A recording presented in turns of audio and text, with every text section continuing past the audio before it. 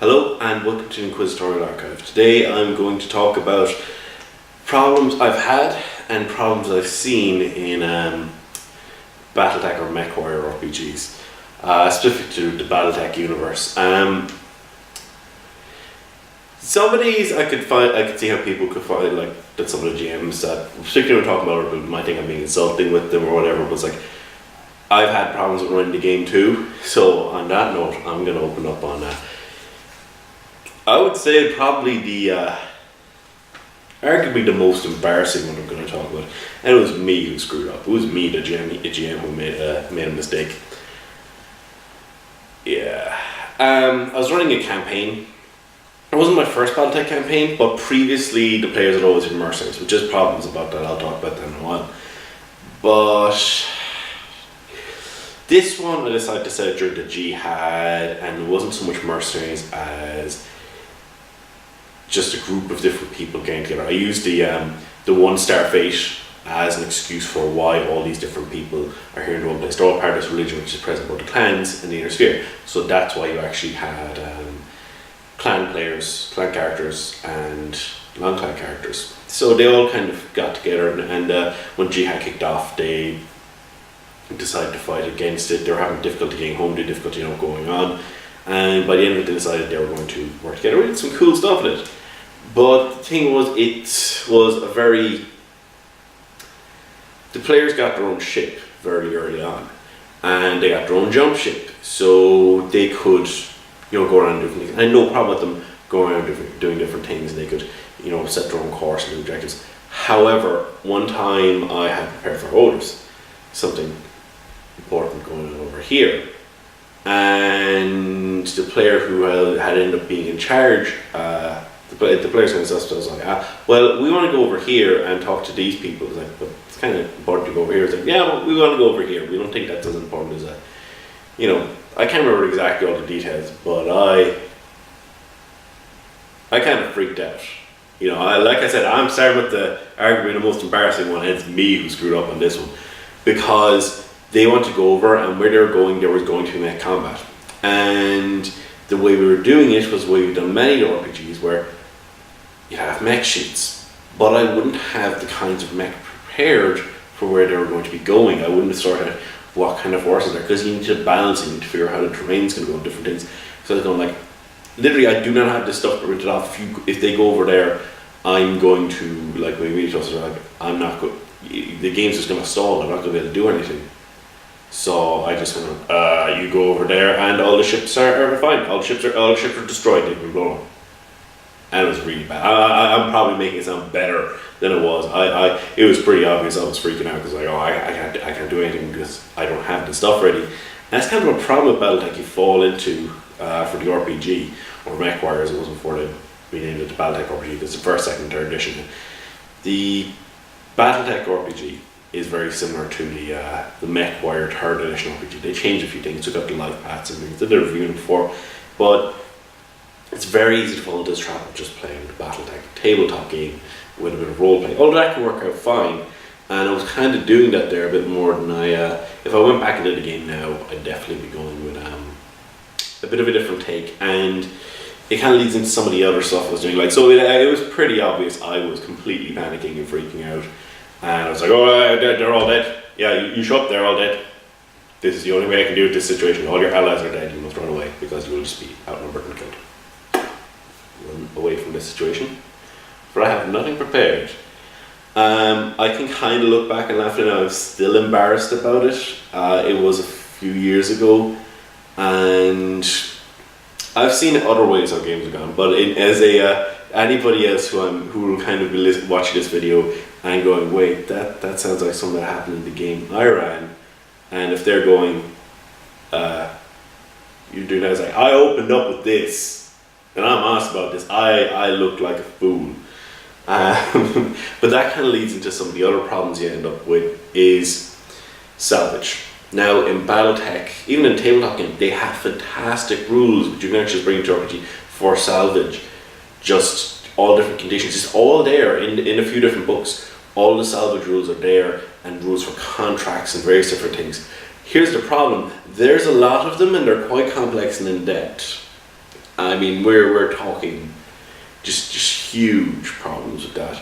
So what happens a lot of the time is because people go, we'll play a mercenary group, so you can be from wherever. You can, you could be from Draconis Combiner. You could be a clansman who became a bondsman to the mercenary group, or whatever. Your whip was disbanded, so you just want to be Mechwarrior and fight. But if you do that, then people go, well, if we're mercenaries, that's cool because we can all be like kind of what we want to be. Although with some characters, like particularly clanner characters and Draconis Combine characters, you end up going, yeah, you just end up going like, well, I've got to make a little bit of leeway because they're not exactly on good terms with mercenaries most of the time, through most of the periods of their history, particularly the clans. But Draconis Combine are no mean a light touch with them by no means. And yeah, so then you decide to be mercenaries. But then you go, oh, but we're making money, and you make a lot of money from salvage because you're mercenaries, that's something more important. And then you get into think of, oh, I'll just hand away my that isn't blown up is just going to be, it can be repaired easy enough, it can be sold off and different things like. And that requires a bit of work, but not as work as necessarily going through all this other stuff. I remember doing that with a GM. I was the guy in character. I was the leader of the PCs anyway, or Lance or whatever, which grew. And the problem with that was we sat down and we did loads of different things. Like, okay, I took away the mech sheets every week and I figured out, okay, did this large laser get blown up? No, this large laser wasn't damaged. Did this, and I'm just going through heat sinks, everything, and as long as it hadn't taken a hit from a weapon, it was perfectly salvageable. And then I'd come to Jim, we've got this stuff, and I would suggest kind of send my character to the commander, we should keep these weapons because these are good spares, and the rest of them we all sell off, kind of thing. And you can make a ridiculous amount of money if you're fighting a lot of mech battles with that. And then stuff starts to creep up, particularly if you're fighting if you're fighting against the clan or somebody who's really advanced tech, because then you start putting that tech on your into your mech, and then you start getting really powerful, and it just snowballs so fast that I remember by the end of the game, GM, he was just the GM started putting in loads and loads of clan assault, it's a couple of clan heavies, but not really any mediums most of the time. It just became really boring because we were fighting against Smoke Jaguar mechs mainly, and we're going, this isn't how two of us are clan players going, this isn't how the Smoke Jaguar fight. Those are effectively Steel Viper patterns because they have jump jets, they have pulses, and they have medium lasers, because the Steel Vipers, oddly for clanners, like their jump jets, so a lot of their more the patterns they use more than their jets might have jump jets, but to offset this, they have pulses and target computers. Well, with the GMB doing this, they'd have elite pilots, and they'd start doing call shots, like loads of them just doing different things, and it just starts steamrolling. It starts snowballing, and how it just gets more and more vicious. But that's kind of a big problem I've seen at Mercenary. That's why if I went back into a game, which I hope to do at some point, it's going to be a house unit, and it'll be literally a case of, well, you can be a house unit, maybe it was a house unit that was previously a mercenary unit, so you have people, or it depends, I've thought about doing a Federated Suns game at some stage, where, Federated Commonwealth game at some stage, say back then, so you can have people from Glare Commonwealth to Federated Suns, St. Dives really easy to work in as well. You could have a few Wrestle Hagging guys as well in there who want to help fight your Draconis Combine. You can work on different things, so you've got a lot of the bases covered with them, and the era there, and so you've got a lot you can work with. Later on, while it's still up, you could have Clan Bondsman, but there's a bit of a narrowish window for that. So, yeah, the next problem, because you end up just playing BattleTech, we've tried to start to move away from that when the games did, but the positioning of the mechs, like how are we going to position the mechs? Because one of the problems I see when people start playing BattleTech is, and when you only have one mech, you start getting way worse of this. The maneuvering is so important. One person moving one mech can take half an hour. Easy. Because you don't want to get screwed over, because you don't want to make a mistake, and then your mech gets blown to pieces, and your mech falls over, and well, you can't really do anything much to help the combat after that point. So we said, oh, well, we're trying to figure out ways to do without them. So we're not going to use the hex map. We're not going to use the hex maps. But like, we still need to know. So GM said, okay, I'll draw a map. The problem is the GM didn't use a ruler or anything. So I was fighting a duel with another guy's mech. It was an organized duel. And I moved a certain distance. And the range, I was fighting in a, what is it called? It's an ice heli mech. The Hellion, I think it's called. I was fighting in a pattern of those. I was playing Diamond Shark, comes up in their chart. Diamond Shark, merchant cast guy who was he was doing a few odd things, but we were fighting against clan forces. He was a Mechwarrior previously, being a warrior, and we were bending things a bit with this guy. So, but he, my guy, unfortunately, I'd move forward such an amount, and then I'd go to fire my weapons, or the bad guy was firing his weapons. But the max range of his weapons, like he's firing PPCs, and I could run a certain distance, but the scale of those was completely off, so I was getting screwed over, and we're trying to figure out ways. It's really bad. That was really awkward, because I won that duel, but my Hellion was blown up, but I was fighting against a vicious loadout of a crossbow, because we challenged using rules of Zelda rigging, and you're like, yeah, I was like, yeah, we'll pick the train, whatever. I never specified that we had to use their standard loadouts for our mechs, and this guy, for a reason we found later, wasn't actually a clanner. These guys were something else. They were masquerading as clanners, and yeah, he was bending, but still remaining. He would remain within the letter of the Jew, and this was later on, so that kind of became a bit more apparent with the certain clans. So he arrived in a different loadout for the mech, which actually was like, oh yeah, I picked this trade because it was a regular loadout. Oh dear. It's like, yeah. I'm not sure if I challenged him or he challenged me. Oh, actually, one of the most awkward things I've ever seen. I've seen people try to do it, and I've done it myself. This is kind of a link in with two things. A GM wanted to do. We were part of that big mercenary unit, and one of our companies of guys was off somewhere else. We weren't in charge of them, but we were climbing through the ranks.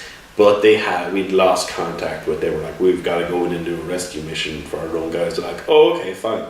And we went in, and we were ambushed by mechs, and these guys were using level 3 technology. For those of you who don't know, they basically have different levels of technology in the game for what you use in the game. And up to this point in the game, you have using level 1 and level 2. Level 1 is very basic stuff. Level 2 is like, it's not that this stuff doesn't exist in the world, it's very complex rules, and it's not necessarily as well working out, but he was bringing up level 3 stuff. We didn't have any level 3 stuff.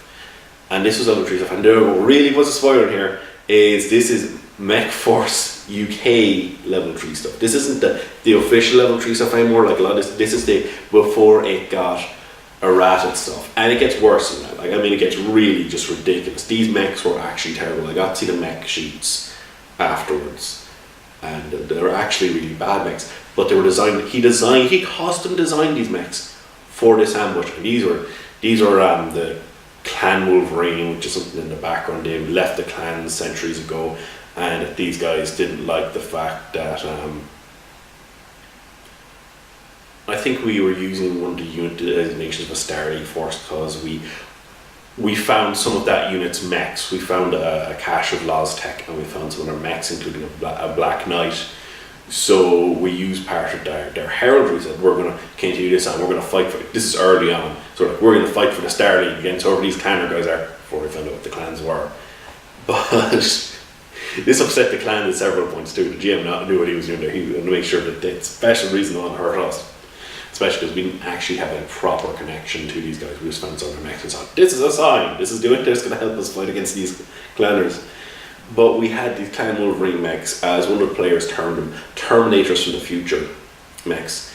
And it got ridiculous. One of these mechs he put on the plasma rifles, Mech Force UK ones, not the official ones that they dumped stats for level 3. So these are before being a rat and whatnot more balanced. And this is where it gets really ridiculous. Or it starts to get really ridiculous. He would, the GM basically ignored the heat. Or like, he ignored the heat. And for anyone who's played any bit of Battletech, you'll know that's actually, this guy's an experienced player. He used the heat in all the previous things. And it was actually a common tactic for my guy over the comms to try and aggravate a clan Mechwarrior enough, because we're playing against Jaguars, that they would push their weapons too far and possibly overheat.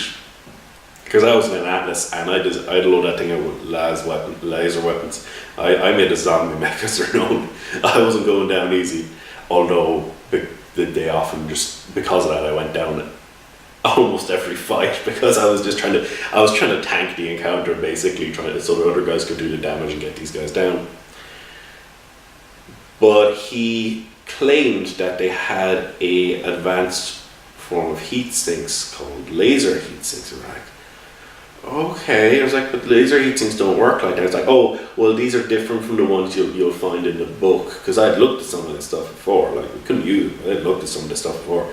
He's like, this is like something that it doesn't come up in the rule book because we put that right. It comes up in the novels. I'm like, okay, but no, it was complete utter crap. This was actually him just coming off, and he completely ignored the heat. So even within the mech forcing cables, these were broken. I mean, this thing was generating over 100 points of heat every turn. Well over that. He had like 6 plasma rifles which generate heat on the enemy. So you can see where they start to get really mean, where he fired, and I think in one volley he destroyed a heavy mech. Just easy, like this is no problem, like, because he had a targeting computer, of course, and all that sort of stuff. And we're actually kind of standing there, we're like, one player died, his character died, and he was like, oh, well, maybe we could, he'd spent all his edge points already, so he couldn't just automatically eject. And the GM goes, oh, well, maybe you can have that. He previously said, can I use a sprint rule? That is a level 3 rule. We've never used it before in chips. Like, you can't use a sprint rule. It's like, you're bringing level 3 tech. I desperately need to close in. Can I use it? He's like, okay, you can use the level 3 sprint rule. We have to spend an edge point. He's like, okay, fine. I really need to get in close. So he spends his last edge point on that. And a turn later, his mech got just destroyed. The GM's like, oh, maybe you could have your edge point back to it. And the player just turns around, not a happy camper at all. He's like, no. You made me spend my edge point so I could use the same level of rules these guys are using. Not the technology, but the same level of rules. Now I get to die. And the GM felt really guilty about that. That player returned these guys as Terminators from the future, had to come back to kill us, because their technology was way better than clan technology, air sphere technology. Oh, and all their mechs were equipped out with I can't remember what it's called again. It's like reflective armor or something like that, and it basically gives you. It has the damage that they take externally from laser weapons. And this is a big thing, because my mech, as I said, only had laser weapons. 2 of the other players, their mechs were primarily laser weapons. Not entirely. One of them, I think, had a Gauss rifle, and I think the other one, I think 2 of us just had laser weapons in the mech, because we wouldn't have to keep track of ammo, and then I wouldn't have to go off and keep track of how much ammo we shot off in the last thing. One of the characters had an archer for his mech, so he had a lot of missiles. But the GM had come up, this guy also had, I think it also had the ballistic armor, hard armor, whatever it was, so that it had cover, it had basically double armor versus iron weapons all over. You can't mix these armors, but he did it anyway. And I'm probably getting a few details on this wrong, but I think he had hard armor, yeah. One of the things he definitely did was he put on an iron cowl, which is another mech force casing, because you're only allowed a certain number of points on the head of the mech, which is like 9. And if you've hard armor or whatever, you've one of these double armor. I think hard armor is which I think works against all of them. In fairness, I think he might have actually done that. Hardened armor, yeah, but it slows you down. But yeah, at first I think it actually was that he had hardened armor and that it gives you negatives, like it slows you down and stuff. But he had it on this mech and he was ignoring his own heat. He just stood up and held just a ridiculous weapon loadout because he didn't have to worry about heat sinks, so he just put on loads and loads of guns.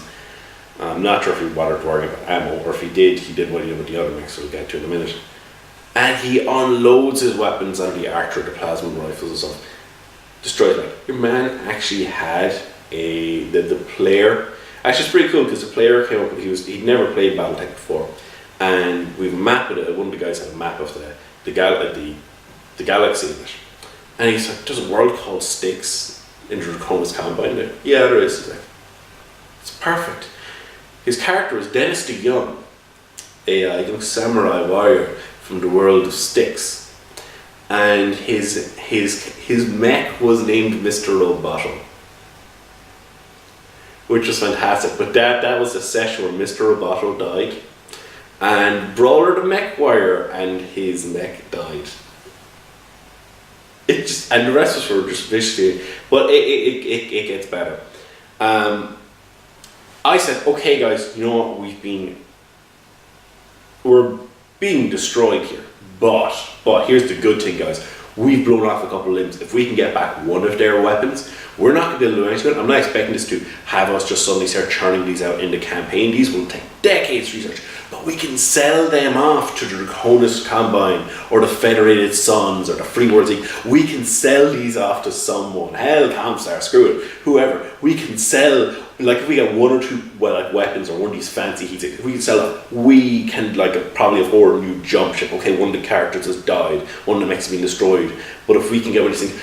And then the GM gave me a look and I stopped. He said, you actually notice when that limb that got blown off hits the ground, it explodes. And I'm like, no salvage. There was no salvage for us but our own mechs, which isn't really salvage at all. That's just us trying to staple back together our stuff. It was a complete wash and it was hugely demoralizing. It was just, and I said, well, you know, I assume you as a GM, you're putting it in there because you're worried it might break the game. Different things like, okay, maybe you put in like an ECM or a component into all the mechs and just use that up for the space and tonnage and just said, okay, that's the explosive stuff. And I just tell by looking at his face, like, you haven't done that. You just decided there's no salvage.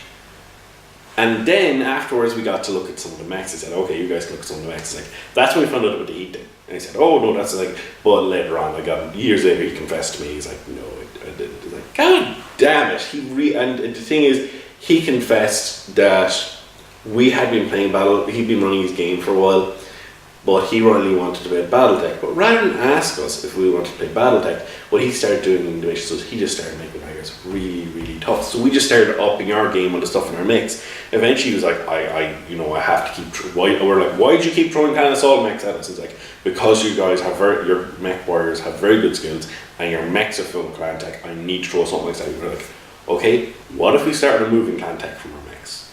I actually started removing I had like clan PPCs and different things. We removed them. I kept the clan double heat sinks because inner sphere double heat sinks are a pain trying to put into the mech, but I had inner sphere weapons. And yeah, that's fine. Except for that encounter had nothing to do with the rest of the campaign. It was actually just, I was expecting maybe he'll do something with this later, or maybe he had planned to do something later but saw how annoyed we were. One of the characters doing different things, and it was never came up again in the campaign. It was the worst beating we ever took in the entire campaign. And then when we looked at the mechs at the end, I like these mechs. It has 1 ton of ammo. One of these mechs has like a rotary autocannon. I don't think he was even using the Mech Force UK rules right. And he's blazing through, he's firing down ammo on us, and it's just, oh dear. Yeah, they were eviscerating us. They were abusing us. That is the best word for it. Yes, they were abusing us. They were taking no prisoners. They were just doing horrible, terrifying things to us. But I'm just looking at it like, I'm looking through these mechs, she's going, this mech only has 1 ton of ammo and it's got a load of different weapons. This mech is only good for a short-term ambush. This mech is custom designed for this fight. This mech would not get off the drawing board. It's only good for one thing. It was in its ideal environment. But you don't make a mech like that who only, just, no. No. Now, and that wasn't to attend the campaign. That didn't seem to fit into the plot. He might have been working other angles and thinking, I'm going to bring this stuff in later.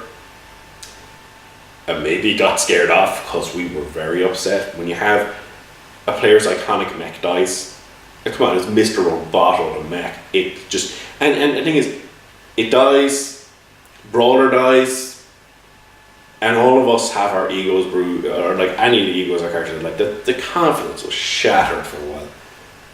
And we didn't have a chance. That encounter was custom designed to just mess us up. But anyway, think about, I wouldn't encourage, if this is kind of worrying anybody who's thinking about doing a Mechwarrior game, you can put in a custom thing. Make it a big deal. It was like, and make it something to do with the damn plot. The last fight I did for that game where the guys were growing, the one where I freaked out about, one of the, I did up that, they've made this giant 200-ton mech, which you're not supposed to go over 100 tons in Battletech anyway, because you'll just keep getting bigger and stuff. And I remember in the bloody WizKids Dark Ages thing, they made a really stupid, it's 200 tons, there's 3 legs, why is there 3 legs? And it needs 3 pilots, and it's like, that? No. I made a mech, it was 200 tons, it was an illegal mech because it was 200 tons, but every component in that mech was legal. It had an artillery cannon on one of its hands, but it was a legal artillery cannon. It had all the, and it was a big boss, it was covered in hardened armour. It had a dual cockpit, so it had 2 pilots in case one of them would die. And the other guy could just be the time doing scanning and things, and if the first guy goes down, he could take over. And they were both really hardcore, man, damn lie guys. And one of the pilots was a guy that had screwed over the players ages back about. He had pretended to be some freelance guy who was going to help them in different things. And he messed it. He was completely insane. When he was striding forward in this giant 200-ton mech, which I used we were using a hex map as far as we're trying to maybe not use hex map anymore, but it's a final fight for the game. He was moving forward really slowly. It had an XXXL engine, which is one engine they have in level 3. Like there's level 3 and 1s of this thing, because I need an engine that big. It was still like a 1-2 mover. So it's like, slowly moving forward every turn.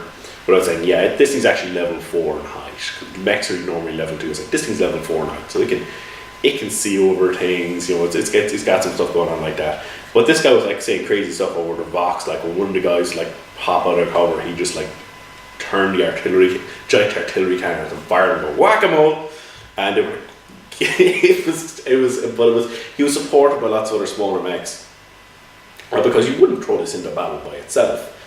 But I think people enjoyed that fight, especially because it was after that previous one. I learned you don't just put in whatever you want, especially when you put in loads and loads and loads of things which just seem to be, I'm not sure these work, especially the iron cowls, especially because one of the players said, well, an iron cowl is just extra armor around the head thing. There's a reason they put it in for game balance, and it probably in world would mess up sensors and different things, and there's going to be in-world reasons we didn't bother looking up, but it's like, they're not there for. But now that we've seen them, even if we've still got our gun cam footage, obviously we can reverse engineer them, and James was like, no, you can't use those. Like, we got nothing from that fight. That was a really, really made it bad. And then there was the final fight of the campaign. We spent ages building up. The GM, this is during the clan invasion, the GM said, we're going to be helping defend Lucian. It's basically we're a mercenary company, and we were supposed to defend Lucian alongside the Calhounds and the Wolf Dragoons against the clans invading. And it's just like, we're gonna screw a cannon, you guys are gonna be there too, because you're a big up and coming mercenary company. Like, yeah, cool. And we went in, and it was really funny because the GM was like, you can work out the different approaches. I've got all these maps done out, and you know that this is the area you have to defend, this is your designated area. And we're like, okay. And like he kind of went through the same thing I went through. You know, the thing I talked about at the start, where I just like, you can't do that. No, they're all dead. All your allies are dead who show up there. We're like, but it was just utterly ridiculous because it was something where he goes, okay, we're just like, okay, this river section here, they've got a bridge. And we're like, well, geez, plants don't seem to use too many jump mechs anyway. We've seen some, but we don't have any hugely great jump mechs. It's a pretty wide river. Let's blow it up, force them to actually go through the river, and if we can break through their armor, make it go internal, we'll start flooding the internals of their mechs and we'll mess them up. So like, okay, we'll do that. And then all of a sudden it's like, no, that is a monument bridge. It is used in like the festivals. There's dragon heads on it, they breathe out fire and stuff. We're like, oh, okay, funny, because it was just a bridge a second ago. But okay, no, fair enough.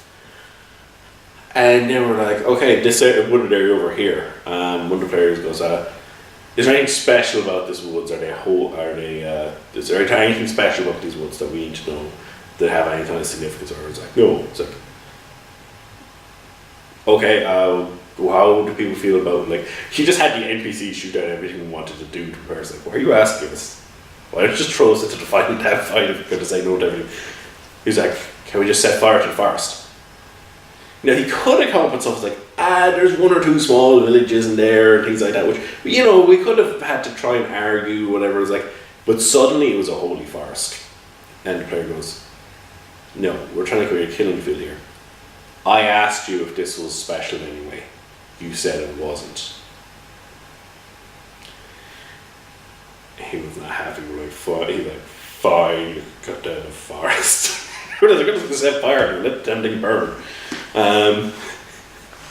But then when the final fight shows up, and we're finally getting into something, okay, they're going to be, because you've done defense like this, they're going to come from this location. Or, oh no, there's just such crazy stuff going on. Like, he obviously wanted a drop ship to come and surprise us, but we were monitoring the drop ships, and he just kind of handled it badly. I don't know, maybe his confidence was shook because of the forest thing. One of the guys goes, oh, I've lost track of one of those dropships I'm meant to be tracking. They're like, Mr. Robotics player, well, Mr. Dennis DeYoung's character. The character turned around and he says, what, you mean you lost him? The GM's like, oh, he rolled a botch. And like, what? It's like, find it, it's a dropship. Not there's too much stuff going on, but this is the one dropship he lost him. And then he saw it landing. Later on, he's outside and he can see the dropships landing to his, like, just slightly, he's like, and then we started just going like, yeah, Dracona's combat. If you ever want to fight them, attack them slightly to their left. This thing was visible these were visible to the naked eye. You can come up with stuff for why they can't be seen.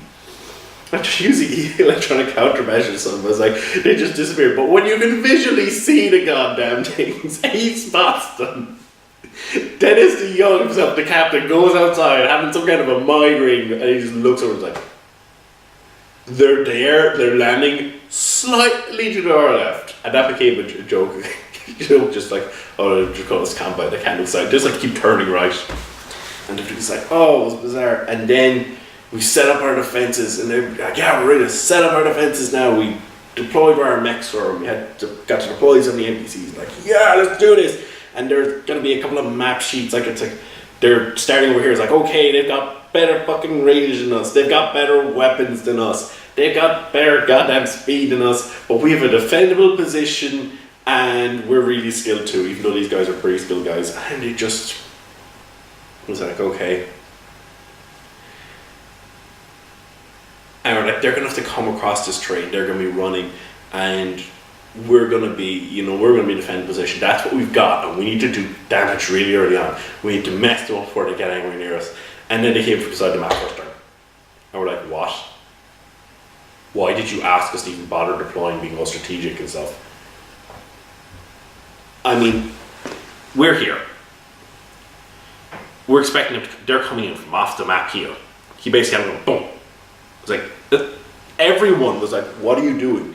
And then it was just kind of like, but no, why would you make us do this? So he got very into them. And unfortunately, just that last bit that he had him come in like that. Okay, that's not really a mess up thing, but it's just kind of I don't know what he was thinking there. I can't rationalize that at all. But that's when I had to mention that because I find that funny. I was like, I can't figure out what he was thinking. But then he made fun of me later on that mission where we were breaking. We saw lots of, but however, we hadn't got responses from command for ages. Our line was starting to falter. And we hadn't been told anything for ages. They would not respond to us on hails. Like the Draconis Combine guys, and we saw a load of drop ships and jump ships. Basically a lot of aerospace basically leaving the planet. And I was like, okay, I haven't been contacted. I said, I knew how the character was going on. And on the character I knew the Smoke Jaguars and the Nova Cats were retreating, that we had repelled them. But in character, that's not what it looked like. Nobody's responding to hails back at the Imperial Palace. The last time we heard, a cluster of mechs had broken through the line or were going in, and nobody had told us what was going on since then. We're like, the Draconis Combine are abandoning us. They're retreating with the royal family. They're leaving. Luthian is lost. This is the thoughts going through my character's head. I'm like, okay, and I gave the order. I said, guys, I'm going to hold position. I'm going to help fight them. I shouldn't think I said that. No, I didn't say that. I was planning to fight them, but my mech was overheating the hell back. I was fine. And my mech was in crap, so I jumped over a huge wall, whatever, to get away. So I needed a turn to cool down. And I said, before I did this, I said, hey. Oh, I didn't say hey. I said, okay. I'm taking lots of aerospace activity. It looks like Draconis Combine retreating. Anyone who wishes to leave now can leave on their own authority. I think it was then, it's like, I will try. Anyone who wishes to stay to provide covering fire for the others can do so. And I jumped over a thing. My guy was planning on staying behind because his fiance had been in one of the other mechs was killed. Actually, really funny moment. The GM kind of ended up with a bit of a GM avatar called Hawk, who was the commander of the mercenary unit, but it turns out he'd been one of the Wolf Dragoons and all this other did it. I'm not sure if the GM had planned that from the start or he just added it in. But he was getting really clingy with some of the NPCs, and when my character's fiance, the NPC whose fiance died, he's like, it's a final fight. I know she's edge points. I'm not spending them. It has to mean something. People can die. We're like, okay, that really sucks for my character, but I can respect that. Full on, I respect that. Then the same thing happened with Hawk. And he's like, oh, I can spend an edge point. We're like, no. You can't spend an edge point. You didn't do it with her, you can't do it with him. It's like, oh crap. And he just did the realization that he had written himself into a corner. He couldn't justify getting him out. And that's when me and the player who had previously been Brawler's player, a new character, we just stood up and we high-fived each other like, Hawk's dead, baby! And the GM just kind of looked at us like, what are you doing? Your master's like, yeah, no, we've grown to hate him. We liked him at the start. We didn't put it like that. It was like, no, he's dead. I'm happy he's dead. And Wolf was worse, but that was another NPC. But that was just utterly ridiculous. That can happen to anybody, though, a different character. But I try and make sure it doesn't happen to go attached to an NPC because they're not the PCs at the end of the day. Some ones you actually really go attached to and you quite like. You can't resist it. Sometimes you go, yeah, that's pretty cool. Just like when you're a player, you get kind of, oh, that NPC is really cool sometimes. Have to use a GM too. But let's see, is there any problems with Battle Deck? I had just kind of mentioned it. I'd mentioned the power creep earlier, yeah. Oh, but no. So there you go. There's me airing one of my embarrassing stories and things that how Battle Tech has gone wrong. I'll see you again. Goodbye.